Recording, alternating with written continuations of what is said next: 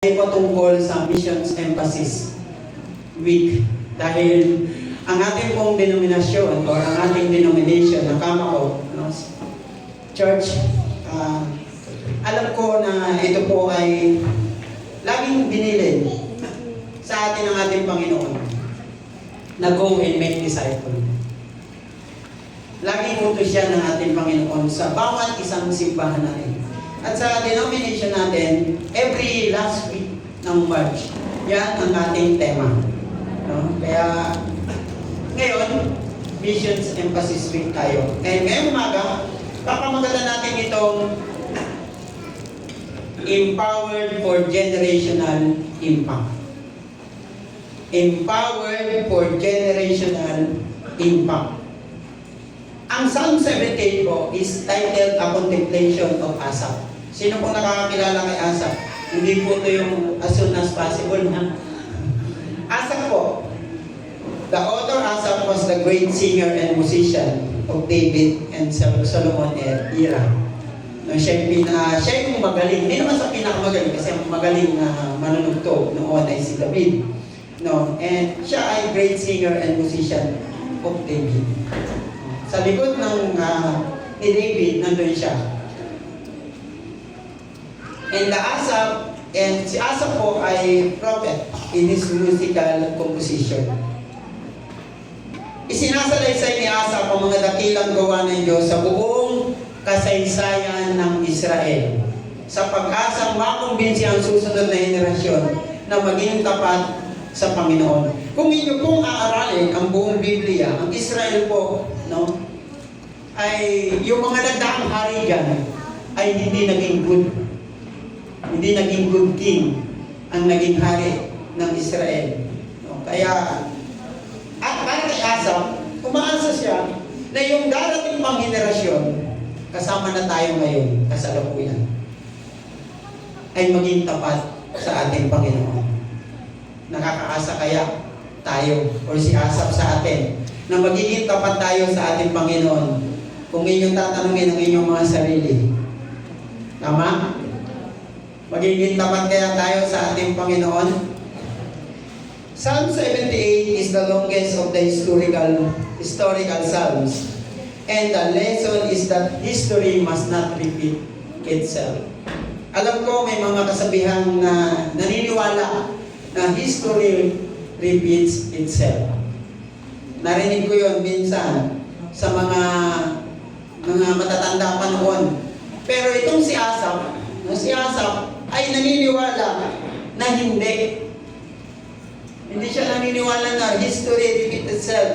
At alam niya na ang history ng Israel noon, nung mga panahon nila, nung yung mga Israelita, ay nag-disobey and hindi naging faithful kay Lord. Alam niya na itong mga taga-Israel, yung mga Israelita na ito, ay hindi ito naging faithful kay Lord.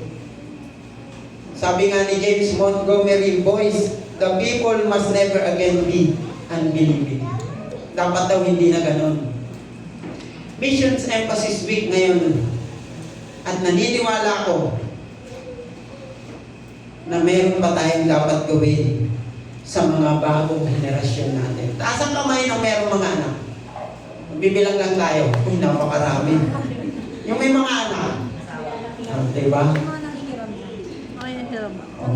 Yung mga nangihiram. Lahat tayo may trabaho. And we will focus on verse 1 to 8 and emphasize the needs for parents.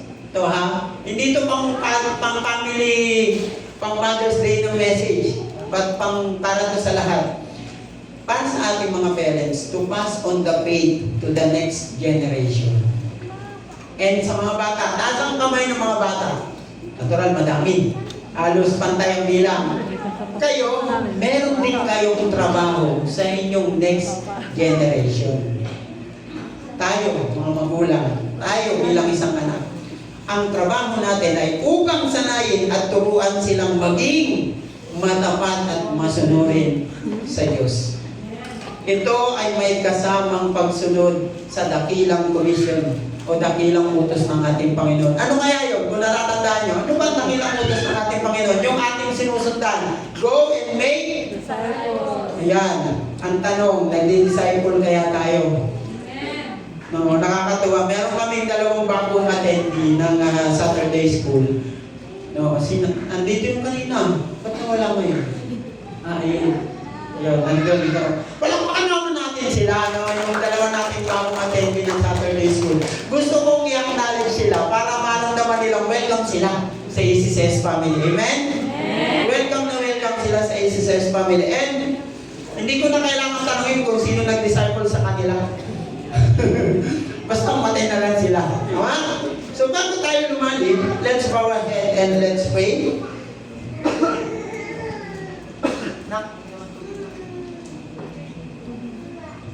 Pray tayo. Panginoon, salamat po sa iyong walang humpay na pag-ibig.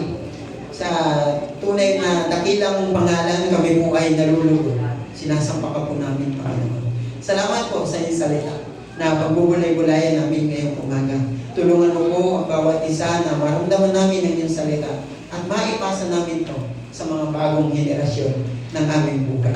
Maraming salamat po, Panginoon. Busugin mo ang aming mga puso, ang aming mga kaisipan ng mga pagpapala na nanggaling sa iyo. Ganon din, we pray din po kay Pastor Marlon sa kanyang paghahatid ng salita sa NCAC Pasig. Salamat po. Ito pong aming dalangin sa pangalan ng Jesus. Amen. Sino nakakaalam ng generation natin? Ilang generation kaya tayo meron? Mula 1901 hanggang 2039, meron tayo dito 8 generation. Alam nyo kaya kung nasa generation kayo? Yeah. Actually, pinag-aaralan to no? Sa school, sa DepEd. No, 1901 to 1927. Anong generation kaya yun? Sabi yan yung the greatest generation.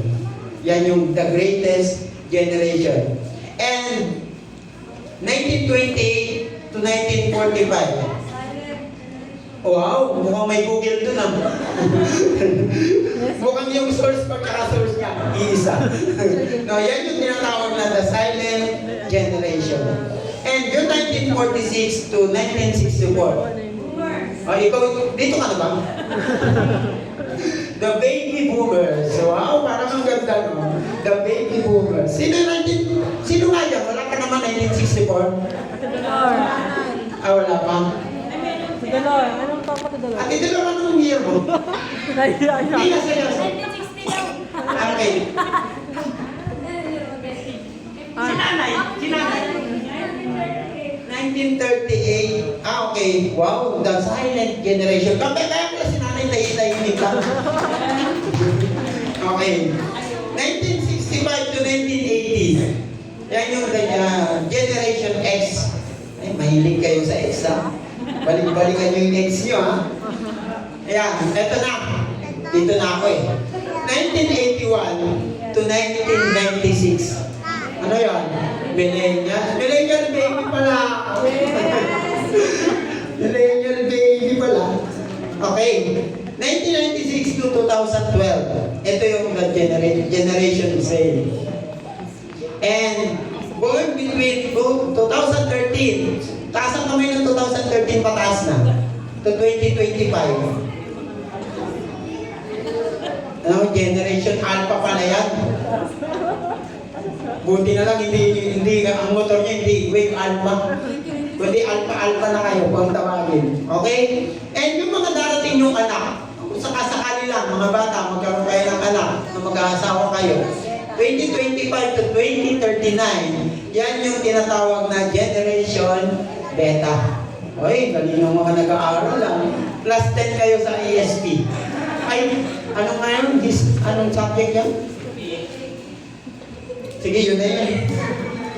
Ayan. Which generations do you belong? Naisip niyo na ba? Anong generation kaya kayo belong? And alam ko, may nakausap na kayo na generation na mas behind sa inyo or mas ahead sa inyo. Tama. Meron na kayong kakwentuhan, kachikahan, kachismisan. Yung generation na mas ahead or behind sa inyo. In what ways are your generations the same? Ano bang pagkakaparehas nyo? Or ano ba in what ways are they different? Ano-anong pagkakaiba o pagkakapare-parehas niyo? Sa pananamit. No, sa pananamit, ibang-iba yung trip ng kabataan ngayon. Na yung pantalon pa lang, halos dalawang paa, kasya sa isang no, medyo, lalo na si Kuya Demian nyo, tingnan nyo yung pantalon niya. Kasya daw yung ulo niya sa baba. Di ba? Sa clothing, yan yung pagkakaiba. Pero alam nyo, nakuso din yan noon na yung mga ganyang pantalon. Natatandaan ko pa nung ako'y nag-aaral ng Berkshire High School, halos ganyan din yung aking mga pantalon. Elephant kung tawagin niya noon. Elephant, ang laki-laki, pero ang bayat ng paa mo. So, yan yung elephant noon. And then sa lifestyle, magkakaiba nyo sa lifestyle. Meron din, entertainment. No? Kung yung kabataan namin noon, ang hilig namin ng rap na kantahan. Pero parang naririnig ko na rin yan ngayon ulit. And relationship or parents, hobbies, issues of their time, attitude, yan yung mga pagkakaiba ng different generation. And sa mga bagay na yun, napansin nyo po ba? Doon sa ibang generation na kakwentuhan nyo, ano po yung some realization nyo? Ano yung napansin nyo na pagkakaiba ng bawat isa? And sana, through generation, goes on and on, may napapasa tayo at may natututunan tayo o may tinuturo tayo sa mga next generation. Mga kapatid, the Bible has many references about generation, especially sa Old Testament. Pinapahalagahan ng Diyos ang mga relasyon ng tao sa lahat ng henerasyon. Gusto ng Diyos na sa paglakad ng bagong henerasyon, may natututunan tayo bilang isang tao. Ang tanging concern ng ating Panginoon ay tayo ay nagtuturo sa bagong henerasyon. Bakit? Bakit kaya yun ang primary concern ng ating Panginoon? Bakit kaya? Bakit ang gustong mangyari ng Diyos sa atin is go and make disciples? Alam niyo po, to ensure that the next generation keep the faith and do not turn away from God. Yan ang gustong mangyari ng ating Panginoon. And kung tayo bilang isang mga magulang ay wala tayong gagawin sa ating bagong henerasyon, paano na ang mundo sa darating na henerasyon? Paano na kung wala na tayo? Sino ang magtuturo sa kanila? Paano kung wala na yung ikaw na magtuturo ka sa mga magiging anak mo? Paano na yung pananampalataya ng bagong henerasyon? Kaya naman sa talata na binasa natin kanina in Psalm 78, 1-8 or awit 78, 1-8, and gain some insight on how we can stay faithful to God through the next generation. Ano ang gustong sabihin ng ating Diyos sa talata natin ngayong umaga? And what lesson can we learn from this Psalms 78? Tingnan po natin yung tatlong R. Diyan po tayo mag-focus. Tatlong R na gustong sabihin ng ating Panginoon. Unang R, remembrance. Pag mayroong nagregalo sa iyong special na tao, di ba ang tawag mo doon ay remembrance? Na yung remembrance na yan, kahit mumurahin, talagang kinikip mo yun. Meron pa nga tinatago nagregalo ng damit dahil remembrance yan, hindi mo ginagamit. Patago lang doon sa baon. Dumating yung panahon, hindi na kasya sa'yo. Either lumaki ka or pumayat ka. Remembrance. Remember what you have learned in your relationship with God and teach them to your children. Tandaan nyo yan mga kapatid. Remember what you have learned in your relationship with God and teach them to your children. Ang tanong, tinuturo kaya natin sa ating mga anak? Or pagkatapos ng simba natin, uwi na tayo doon, take them motivate. Teach to our children. Pinaalalahanan tayo na ipasa natin sa mga anak natin or even sa ibang tao. Sabi ko, doon sa verse 1 in English, "My people, hear my teaching. Listen to the words of my mouth." Kaya ngayon, makinig sa turo ko, mga anak, dinggit, ulinigin. Kung inyo pong titingnan yung word na ulinigin, ay isang napaka malalim na Tagalog. Kung inyong titingnan, talagang ulinigin, unawain, saligsigin, damhin, dibdibin, kumbaga. Mga kapatid, you cannot give what you don't have. Kahit anong gawin mo, hindi ka makakapagbigay kung wala ka yan. Eh since dahil meron tayong pananampalataya, dapat kaya natin ituro yan sa ating mga anak. Ano ba yung pangunahing alalahanin natin? Ano ba yung natutunan natin nung meron tayong relationship kay God? Ano yung natutunan natin? Ako, unang-una kong natutunan nung ako ay nagkaroon ng relationship kay God is yung God will provide. And kahit minsan hirap na hirap ka na sa buhay or medyo marami ka ng bills na hindi nababayaran, meron ka ng mga utang na hindi nababayaran, at minsan parang ultimo pang kape, wala kang mga bunot sa bulsa mo, doon ka pa rin humahawak sa word na God will provide. Minsan, tayong mga tao, nakakalimutan natin magtiwala dun sa natutunan natin. Pero kung hindi tayo magtitiwala dun sa natutunan natin, ano ba yung ituturo natin sa ating mga anak? And sila, ano ba yung ituturo nila sa kanilang mga darating na anak? Sabi diyan, I will open my mouth in a parable. Alam niyo po, ang Bible po, no, although walang specific na bilang kung ilan yung parable na ginamit, wala talaga. No, kahit sabihin ng mga scholar, walang bilang kung ilang parable ang ginamit ng Bible. Kahit i-google nyo, malilito lang kayo sa sagot. Nevertheless, hindi naman gaano importante ang exact na bilang kung ilan ang parable ng Biblia. Pero alam natin na ang Bible, si Lord ay nagsasalita gamit yung mga parabola yun. Kung ano ang mensahe ng Biblia, yan yung gustong ipaalala sa atin ng ating Panginoon. Kahit gumagamit siya ng mga parable. Ganon din sa pagtuturo natin sa panahon natin ngayon sa ating mga anak. Nasa sa inyo kung gumamit kayo ng parable. It's good to use parable. Minsan, mahirap intindihin, pero kaya yan basta meron tayong matibay o na paniniwala at pananampalataya. Mauunawaan natin ang layunin ng talinghaga. Alam natin na si Lord ay nagtuturo na gamit ang talinghaga para sa dalawang pangunahing layunin. Ano ba yung pangunahing layunin ng talinghaga? Una, upang ipaliwanag ang katotohanan sa ilan. Noong panahon nila, merong mga matatalinong tao, no, na nakakaunawa talaga ng talinghaga.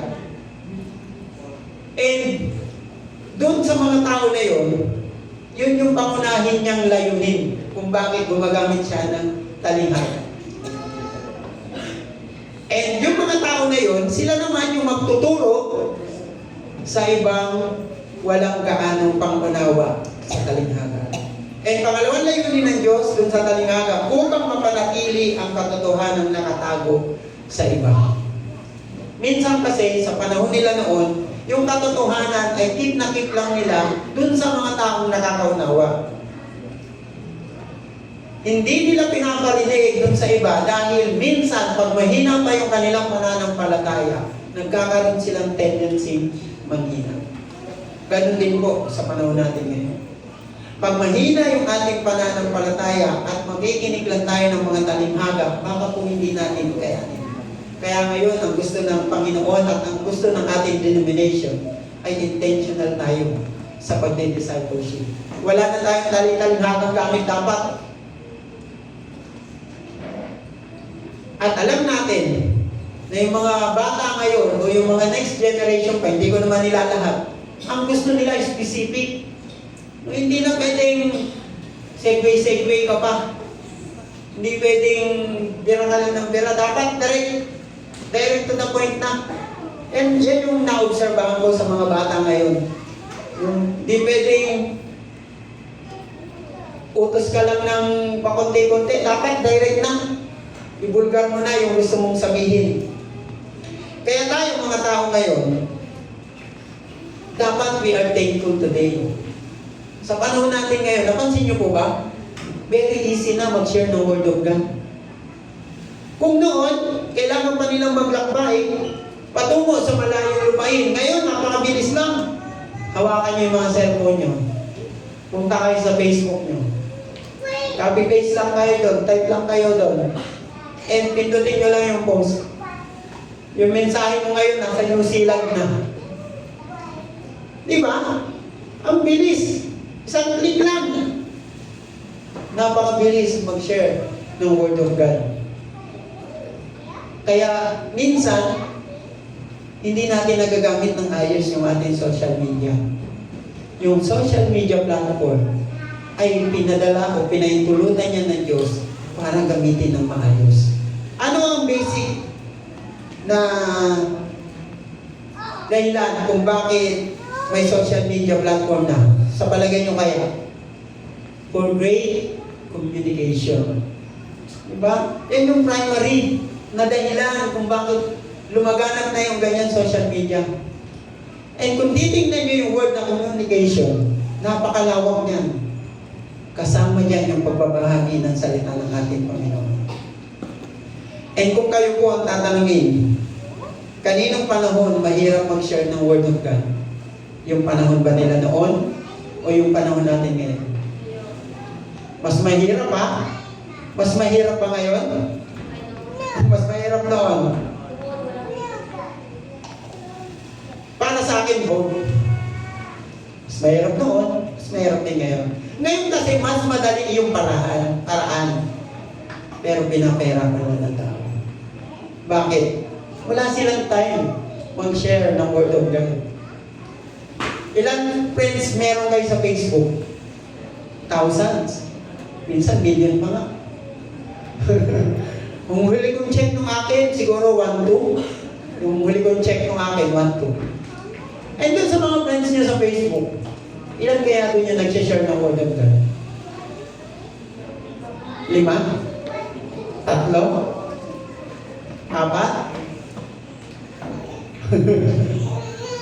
sabi ng estudyante niyo, wala, isa lang. Diba? Mas mahirap parehas na panahon. Pero mas madami sanang paraan ngayon kung gagamitin lang natin. And yan ang gustong sabihin sa atin ng ating Panginoon na kung magbabahagi tayo ng salita ng Diyos ngayon, yan yung mananatiling remembrance natin sa ating mga anak, sa susunod pang henerasyon. Masarap tanungin yung inyong mga anak, no? Kunwari, matanda na tayo, kunwari lang. At yung anak mo, nagkaanak na.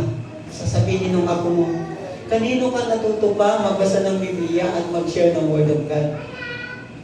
Masarap sabihin na kay Papa, kay Lolo mo. Di ba? Masarap sa pakiramdam na nagiging model ka.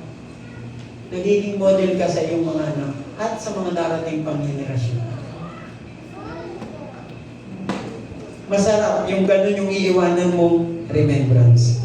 Pero paano kung negative ang iiwanan mong remembrance?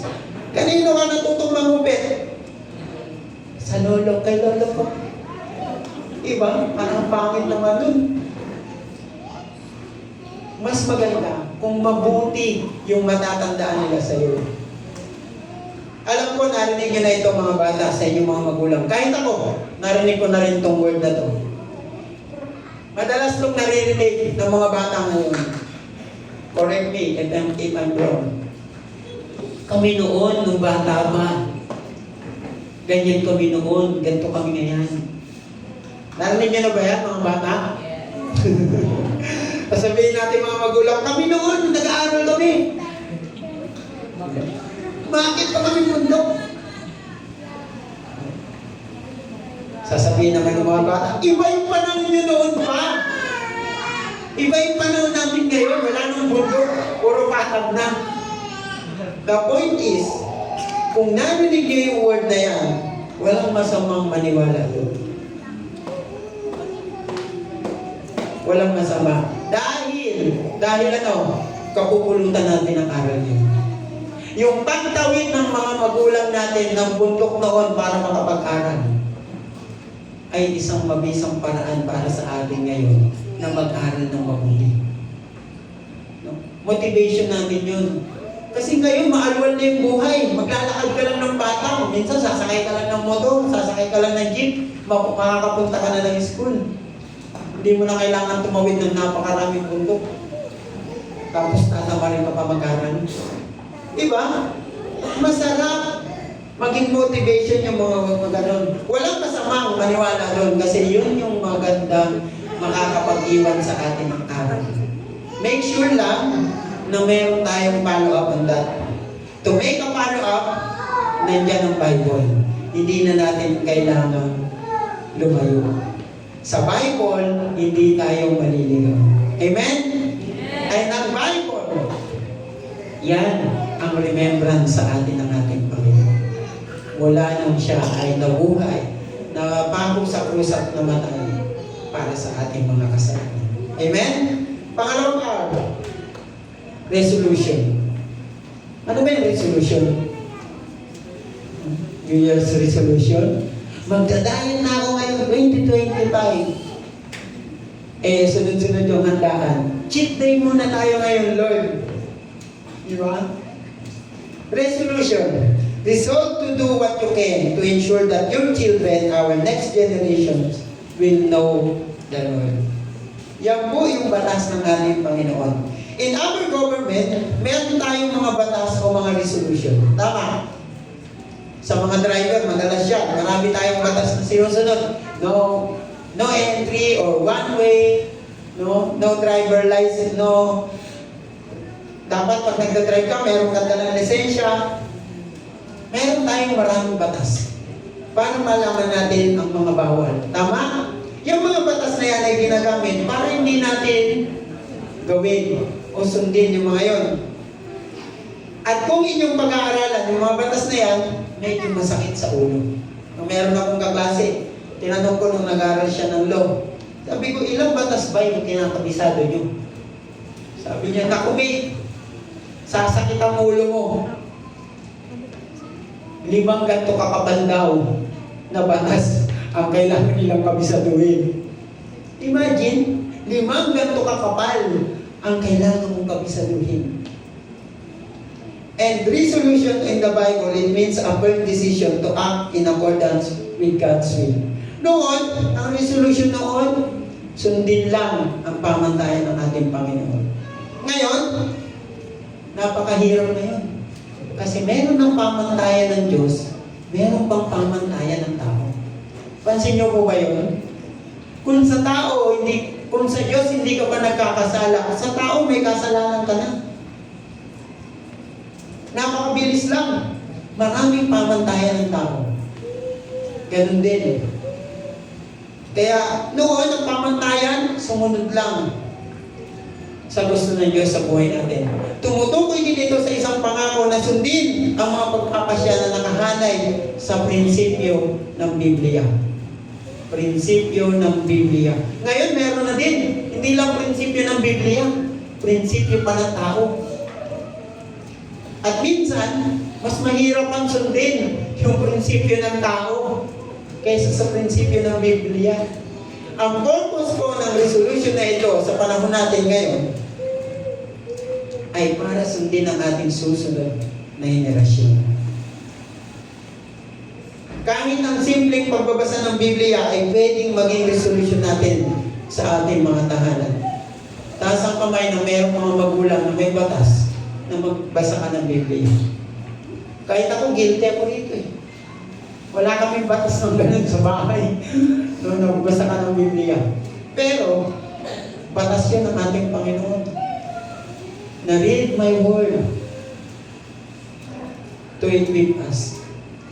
Masakit na katotohanan kasi tayo mismo, wala tayong batas na ganun.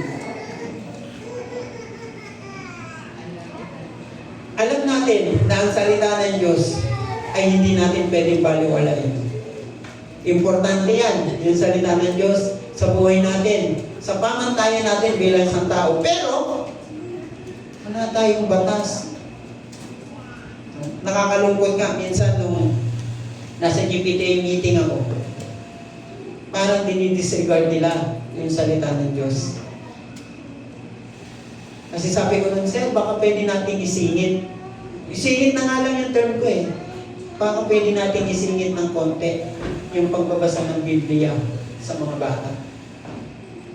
Sabi sa akin ng isang teacher, sir, wala na kasi yan sa resolution ng DepEd. Ay, ganun. Ang kalungkot mo. Kaya napansin nyo, nawala yung subject na GMRC. Pinalitan nila ngayon ng edukasyon sa pagpapakatao. Pero kung tutusin, wala kang makikita doon na nagbabasa ng Bible. Meron nga share yung aming kasamang pastor, no, about doon sa Titus, no. Ma-share ko lang. Sabi nila, ang pagpapalaglag, ayon doon sa module ng DepEd, grade 10. Sintasan kami ng grade 10. Isa, dalawa. Ewan ko lang kung na-encounter nyo to sa module ng grade 10 sa edukasyon sa pagpapakatao. To make a reading short, para sa kanila, legal yung abortion. Bakit? Para dun sa column na yun, legal yung abortion. Para sa kanila, importante na ang katawan natin, or kayo mga babae, kayo ang magpapasya kung anong gusto nyo gawin sa katawan. Pag nabuntis kayo ng maaga, pwede nyo ipalaglag. Yun yung nakalagay ko. Engineer yun nung kasama kong pastora pala, sorry. And kung titingnan natin, nakakabahala na yun yung tinuturo ng module na yun. Kaya nga tinanong ko si Joy kung na-encounter niya ba yung module na yun. Nung tinignan ko grade 10 na module sa edukasyon sa pagpapakatao. And nakakabahala na yung ganun yung katuruan.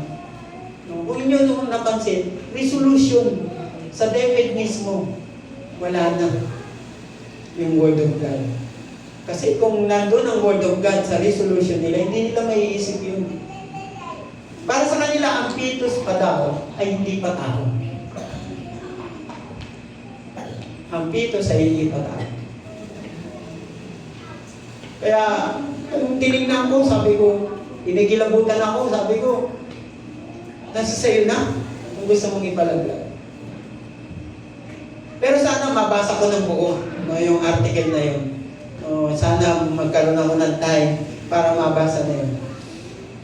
Mga kapatid, kung ang resolution o ang mga batas natin bilang isang tao ay mababaliwala ang batas na galing sa Biblia at galing sa Diyos, paano na ang susunod na henerasyon? Baka susunod, makabasa na tayo na huwag kang magsisimba.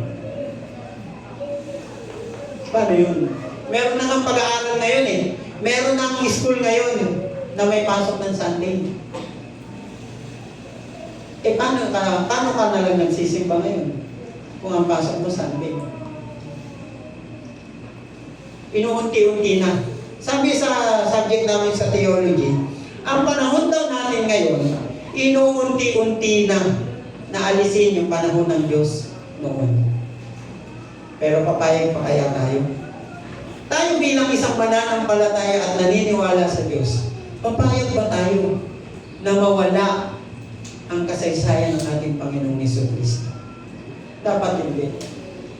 Masakit na katotohanan kasi yan yung ginagawa ng iba.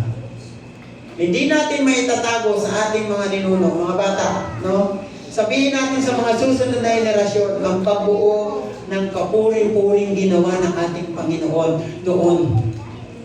Yung kanyang kapangyarihan at yung mga kababalaghan na meron siya.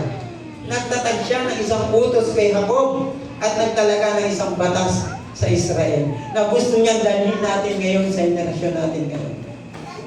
And yung mga batas na yan, tatlong bagay po ang gusto niya mangyari. Una, yung God's words. Yung kapangyarihan, yung kumikilos ang Diyos sa buhay natin. Yan yung gustong ipaalala natin sa mga susunod na henerasyon. Yan yung gusto ng Diyos. Na sabihin natin sa ating mga anak kung paano siya kumikilos sa buhay natin. Hindi natin pwedeng sabihin na kaya tayo maraming pera ngayon, kasi nagtatrabaho tayo ng maayos. Kaya tayo maraming pera ngayon, marami tayong blessing ngayon kasi pinagpala tayo ni Lord. Amen? Hindi natin yan sarili. Hindi atin yan. Naluyan lang tayo ng pagpapala at yung kapangyarihan ng Diyos na pagpalain. Pangalawa, God wonders. His powers and the wonders He has done sa buhay natin. Nagsisimba tayo ngayon kasi merong Diyos sa Kristo na, sa puso natin. Amen? Hindi aksidente na tinawag ka ng kapitbahay mo para magsimba. Hindi aksidente tinawag ka ng kaibigan mo para magsimba. Ginawa yan ng Diyos para sa iyo. Amen? Ginawa yan ng Diyos para makasama ka rin. Pangatlo, God's way. Sa inyong buhay, ilang beses mo naramdaman yung plano ng Diyos sa buhay mo? Sa inyong pag-aaral, mga bata, ilang beses mong naramdaman na yung kursong kinukuha mo ngayon ay plano yan ng Diyos sa buhay mo? Sa pagtatrabaho mo ngayon, mga kapatid, sa pagtatrabaho mo na yan, ilang beses mong naramdaman na plano yan ng Diyos sa buhay mo?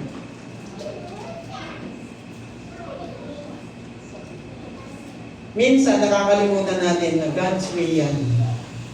God's plan. This is God's way of relating with His people. Naturuan ang ating bagong henerasyon. Yung Psalm 78 po ay hindi lang po yan gawa-gawa ni Asaph. We can learn from Asaph's declaration and resolve to teach and pass to the next generation. Dahil yan yung gusto ng ating Panginoon sa buhay natin. And the next generations of God's. Sa mga darating pang taon ng ating buhay, sa mga darating pang taon, yung mga anak natin magkakaanak, gusto niyang sabihin na mayroong batas noon na sundin ang ating Panginoon. Makinig sa utos ng Diyos sa mga Israelita. Kung inyo pong titingnan sa Deuteronomy chapter 6, verse 1 to 7, ito ay maaaring maging kagaya ng sulat na yan ni Asaph sa Psalm. Ano sabi diyan?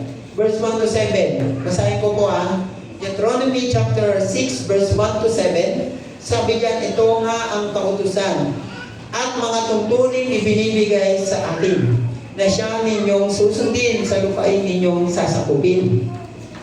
Ang mga ito ibinibigay sa inyo ni Yahweh at sa inyong mga anak at sa mga susunod na salinlahi upang magkaroon kayo ng takot sa Kanya. Kung ito'y susundin ninyo, hahaba ang inyong buhay. Kaya nga, pakinggan ninyo at sundin mabuti. Kung magkakayo'y sasagana kayo at darami ang inyong lahi, pagdating ninyo sa lupaing pinangako ni Yahweh. Ang Diyos ng inyong mga ninuno sa lupaing mayaman at sagana sa lahat ng bagay. Verse 4, sabi dito, pakinggan mo Israel, si Yahweh na ating Diyos, ang tanging Yahweh. Ibigin mo si Yahweh na iyong Diyos ng buong puso, buong kaluluwa at buong lakas. Verse 6, ang mga utos niya itanim ninyo sa inyong puso. Ituro ninyo ito sa inyong mga anak. Pag-aralan ninyo ito sa inyong tahanan, sa inyong paglalakbay, sa inyong pagtulog sa gabi, at sa inyong pagbangon sa umaga. Mga kapatid, anong napansin nyo sa verse na yan? Simple lang. Batas na gustong ituro sa atin ng ating Panginoon. Patungo sa next generation. We see how important to God that His people pass on their faith to the next generation. Ngayon, tanungin mo yung sarili mo. Tanungin mo lang. Kausapin mong sandali. Mga 1 minute lang. Bigyan niyo inyong mga mata. Pigit nyo lang. Tanungin nyo yung mga sarili nyo. Pinapasa ko kaya sa mga anak ko yung aking pananampalataya. And doon sa mga bata, nagiging daluyan kaya ako ng pagpapala sa mga kaibigan. Sige po, dilat nyo na. Napansin nyo, natanong nyo na yung sarili nyo. Ano kaya sagot? Kayo lang nakakalam. Kung naipasa nyo ba yung mga batas ng ating Panginoon sa ating next generation? Alin? Yung pananampalataya na gusto niya mangyari sa buhay natin. Pangatlong R. Result talaga Bisaya. Wala man ebidensya. Result. R. Result. Resulta in Tagalog. Faithful and intentional discipleship of the next generation produce and raises a generation of people who love and fear God, obey Him, and are faithful to Him. Resulta. Ang tanong, nakita nyo ba yung resulta ng tinuturo nyo? Sa lahat ng lahi, sabi doon, sa verse 6, sa lahat ng lahi, ito'y dapat i-aral. At ang hanggang susunod pa ay marapat na turuan. 5 generations appeared to mention in this psalm. Anong generation kaya yan? Kung inyong titingnan, no? Yung Psalm 78, 1 to 8 na binasa, anong generation? Ilang generation yan? 5 daw. Sabi doon, fathers, their children, the generation to come, and their children, and their children. Nakuha nyo? Fathers, or mother, or pamilya mo. Their children, the generation to come, and their children, and their children. Here we see the importance of discipling our children and also equipping and empowering them to be disciple-making or disciple makers, so that they in turn would disciple their own children. Tuturuan din nila yung kanilang mga. Yun yung magiging resulta, magiging bunga. Sa ganito, masusunod nila lagi yung utos. Ang matatag na pag-asa ay ilalagak nila sa Diyos. At ang dakilan yung gawain hindi natin o hindi nila malilimot. When we train, disciple, equip, and empower the next generation, nagbubunga yan ng generation na mayroong 3 bagay. Ano kaya yung 3 bagay na yan? Una, have their own relationship with God. Magkakaroon sila ng sariling kaugnayan sa Diyos. Ilalagay nila ang kanilang tiwala sa Diyos. Hindi lamang nila malalaman ang tungkol sa Diyos, kundi magkakaroon pa sila ng sariling relasyon sa ating Panginoon. And sila mismo, magtitiwala sila sa ating Panginoon. Di ba? Ang sarap makita yun, na yung anak natin, mayroong faith sa ating Panginoon. Alam mo yung susi? Para magkaroon tayo ng mabuting anak, turuan natin sila magkaroon ng takot sa Diyos. Tsaka yun ang pag-usapan kung gaano kalalim yung pananampalataya niya dapat. Unahin natin ituro na magkaroon siya ng sariling takot sa Diyos. Bakit? Sa panahon po natin ngayon, no? Alam ko trending na yan sa social media, mga bata nagsasaksakan, nagsusuntukan. Pero kung meron silang takot sa Diyos, tingin nyo ba magagawa nila yun? Kaya nila nagagawa yun kasi wala silang takot sa Diyos. At kung yan, ang una nating isisiksik sa kanilang isipan na magkaroon ka ng takot sa Diyos para sa lahat ng ginagawa nila, hindi sila napapahamak. And yung relationship na yun, yun yung gustong makita sa atin ng ating Panginoon. Na ito yung tinuturo natin sa ating Panginoon para magkaroon sila ng relationship kay God. Pangalawa, remember who God is and what He does. natin kung sino si Lord sa buhay natin. Tama. Pero alam kaya natin kung ano yung nagawa niya? Yung mga bata, alam nila who is Jesus. Pero yung ginawa kaya ni Jesus, alam niya? Alam kaya nila?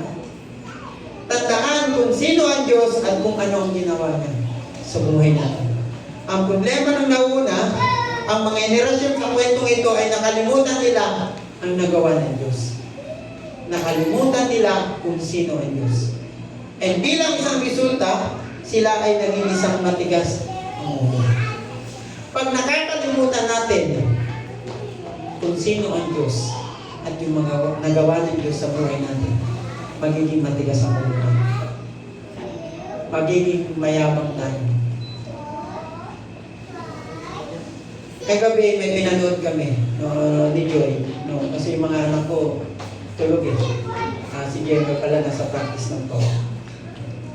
May pinanood kami kahapon, The Unsung Hero. Unsung Hero. Pala nyo na yun sa Netflix. Bago yun, 2024 lang. And subject yun, pinanood sa amin yun sa Family Life Education na subject or before. Pinanood namin yun. Pero hindi ko gano'n naunawaan ng kwento. And kagabi pinanood namin. And nakaka-amaze. True to life story siya. And kung inyong pamanoorin, pang-pamilyang kwento. So I challenge everyone na panoorin niyo yun. Unsung Hero. True to life story siya ni Rebecca St. James. Yung sikat na mga awit ng 1980s. Unsung Hero. And marami kayong mapupulot na aral bilang isang magulang, bilang isang anak, and bilang isang lolo. Kasi kwento yun ng pamilya mula sa lolo, pamilya, and then sa anak. Magandang yun, kwento. Panoorin niyo. And pangatlo, remain faithful and obedient to God. Sa pagtuturo natin sa bagong henerasyon, ang resulta niyan, magiging faithful and obedient sila kay God. Napakasarap makita na yung anak natin faithful kay Lord. Tama? Taas ang kamay ng magulang na ayaw makita yung anak na gano'n. Ayaw niyong makita yung anak niya na faithful kay God. No? And sumusunod kay Lord. Ako, minagaw ko. Gusto ko yun. Kahit huwag niya na akong sundin, kahit hindi na siya maging faithful sa akin, basta faithful siya kay Lord. And sumusunod siya kay God. Okay na ako doon. Di ba? Kasi ano yun eh. Pag faithful siya kay God, at faithful siya kay Lord, sumusunod siya kay God, to be follow yun. Pustahan tayo, magiging faithful din siya sa inyong bilang magulang niya. Amen? Yun ang una natin ituro. Yun ang dapat maging bunga and resulta ng pagtuturo natin sa kanila. That is the result sa ating susunod na mga henerasyon. Yung tatlo na yan. No? Relationship with God, remember who God is and what He does, and remain faithful and obedient to God. Kung tayo mismo ay faithful for doing intentional discipleship sa kanila, may resulta din sa kanila yan at sa atin mismo. Magandang resulta. Lalo na sa church natin, dito sa ACCS, kaya nga meron tayong Saturday school. Para ano? Para lang kumain? Para makuha natin yung resulta na ganito. Ang maging faithful sila sa ating Panginoon. And makilala nila ang ating Panginoon at matanggap bilang personal na tagapagligtas sa kanilang buhay. Church, marami pa tayong tatrabuhin. Kaya, sa mga workers and teachers natin sa Saturday School, huwag po kayong magsaka. Kasi marami pa po tayong tatrabuhin. Ilang bata yung umaasa sa atin? Ilang bata yung umaasa? Maraming magulang din ang umaasa na may gagawin tayo sa kanilang mga anak. Alam mo, nakaka-challenge. Ang budget po natin for Saturday school. Ito po, para alam niyo na rin. Ang budget po natin for Saturday school ay medyo alanganin. Alam niyo po yung alanganin? Alanganin kung next Saturday meron. Kung ngayong Saturday ba meron. Kaya samahan niyo po kaming manalangin doon po sa budget natin for Saturday school. Kasi kasama po yan sa tinatrabaho namin sa pananalangin. Ang donor po natin ay medyo alanganin na. Kaya umaasa po tayo na sa ating pananalanginan ng ating donor sa Saturday school ay sana madugtungan pa ng madugtungan yung ating Saturday school. Kasi kami, Pastor, nag-uusap kami. Pero never kami nag-uusap na paano na yung mas pag wala na tayong budget for Saturday school. Kasi narinig ko kay Pastor noon, kahit wala ng budget ng Saturday school, tuloy ang Saturday school. Kung paano, hindi namin alam. Only God knows. Si Lord lang nakakalam. Kaya tayo po, tayo rin dapat maging bunga niyan, maging resulta niyan ng pananalangin. Maraming umaasa sa atin. Amen? Makakaasa pa kami sa panalangin na yan? Masarap yun, no? Na talagang sama-sama tayong nananalangin. Kaya sana, kahit hindi kayo umaattend ng prayer meeting or ibig service sa prayer meeting, sana sa inyong tahanan, maipanalangin nyo yung budget na Saturday school. Amen? Para po sa ating conclusion, maraming mga kwento tungkol sa mga kabataan ng simbahan na umaalis na para mag-aral o magtrabaho sa ibang bayan o sa ibang bansa. Kung inyo mo titignan yung ibang mga churches, kahit marami silang youth noon, pag nagkatrabaho yan, naalis yan sa church. Darating ang araw, yung trabaho nyo maapektuhan yung church, mag-iibang bansa yan, para kumita ng maraming pera. Ayaw nilang pumunta sa simbahan ng Alliance or kahit sa ang mas masahol pa, kahit sa ibang simbahan, ayaw na nila magsimba. Hindi naman sa ayaw. Dahil siguro wala na silang time para magsimba. Ano ang ginagawa natin? O sanhin ito?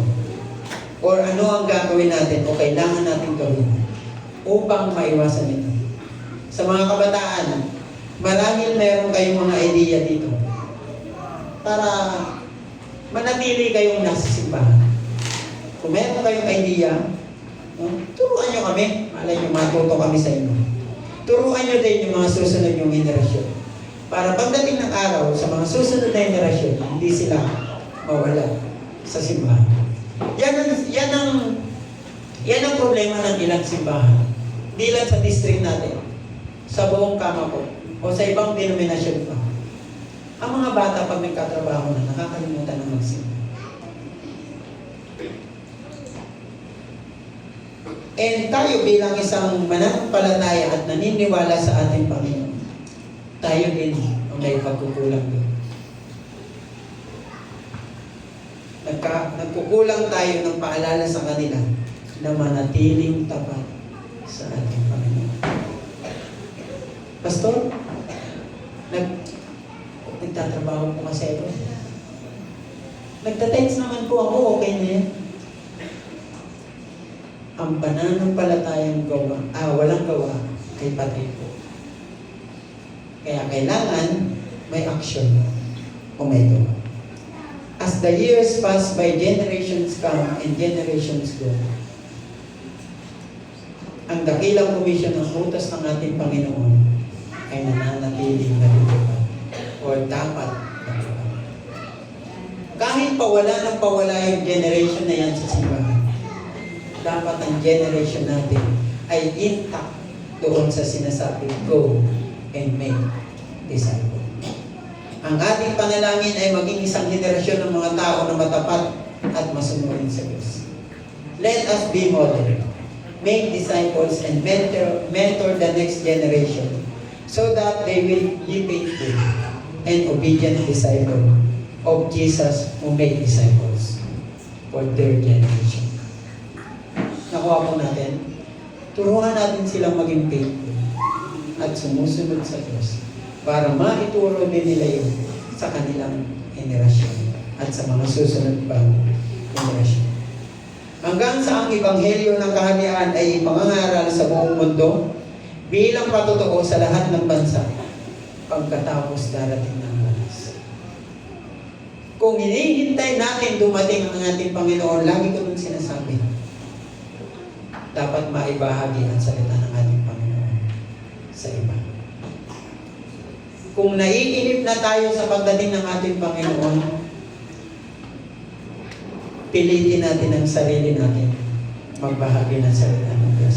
Hindi lang po trabaho ng pastor, ng church leader. Lagi kong yung sinasabi sa inyo, hindi lamang po namin ito trabaho.